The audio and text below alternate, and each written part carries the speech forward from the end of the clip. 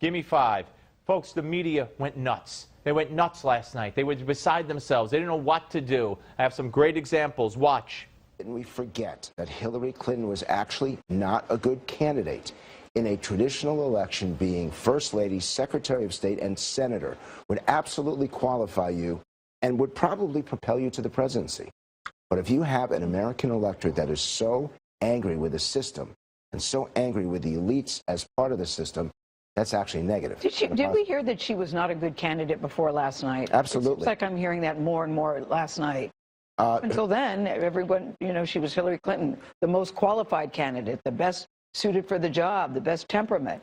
Now we're hearing not a good candidate. I don't know, Gail, where you've been hanging out or what. I mean, Gail King never heard that Hillary Clinton was a lousy candidate?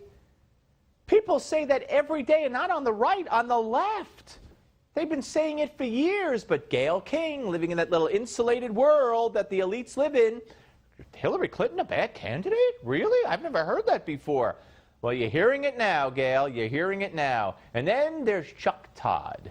We're going to wake up in the morning to a Brexit-like reaction in the stock market. That's going to rattle a lot of Americans. But he's now quickly got to address sort of this panicked reaction that there is out there in the financial markets. And so that's what a president has to do. He's now president-elect. He needs to stabilize this economy quickly before that whole thing rattles. All right. So Chuck Todd, host of Meet the Press, says Donald Trump has to do something about the economy quickly before it all collapses. Really? Really? How'd the markets do today? I mean, these people, what is wrong with them? Really? From a clinical psychological kind of perspective, what is wrong with them? And then, I believe next up, Martha Raddatz. He was asked by John Dickerson, so if Donald Trump is democratically elected and your son is serving as a Marine, you wouldn't trust his life under that commander-in-chief? And Kaine said, I wouldn't. That's a pretty extraordinary thing to say. If you have a son in the Marine Corps and that you don't trust the commander-in-chief. The people in the military defend the Constitution. Martha Raddatz near tears, because crazy Tim Kaine actually said that if Donald Trump were commander-in-chief, he wouldn't trust him with his son's life, who's a Marine. I mean, you got to be nuts to say that, number one. Nuts. Especially when the overwhelming majority of those in the military currently and formerly are surveyed, and 3-1, they support Donald Trump. And Martha Raddatz is just so choked up about this. What are we going to do? Tim Kaine won't trust Donald Trump as commander-in-chief with his son in the Marines. Well, maybe we should get a new commander-in-chief for Tim Kaine's sake, right? Wow. And then there's this. Ultimately, and people are talking about leaving. My daddy survived Jim Crow. I can survive Donald Trump. Right. I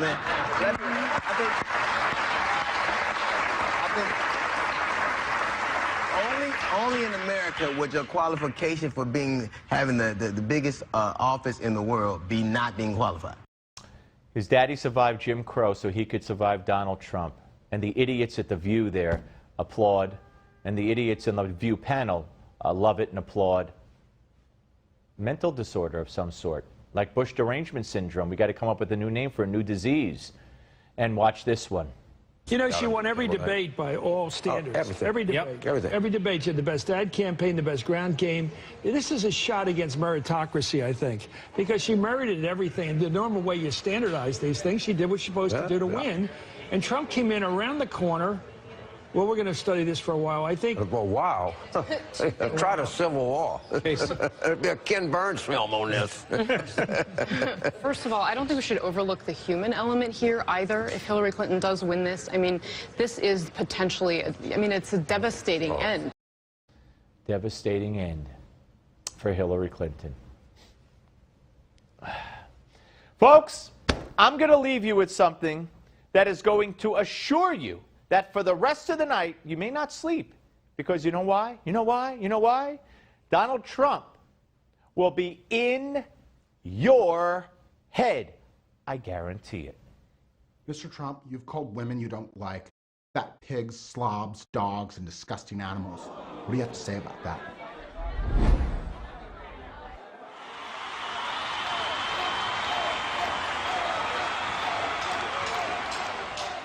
Trump said, hello, I think I'm going to run. But he said that before and it was only just for fun. They said he'd never disclose his funds, but when he finally did, the establishment was stunned. He's Trump, he's in your head. He's Trump, a Republican. In the first debate, Trump was singled out. They said he'd eat his words, but he ended all those doubts. 24 million people tuned in. That never could have happened if it wasn't for him. He's Trump, he's in your head. He's Trump. Is that what he said? I don't frankly have time for total political correctness. They're losers. They're just losers. I will be the greatest jobs president that God ever created. I'm really, really, really rich. Somebody's doing the raping, Don. I will build a great, great wall. You're fired, you're fired, you're fired. Trump has made a few questionable quotes, but that's because he has no fear of rocking the boat.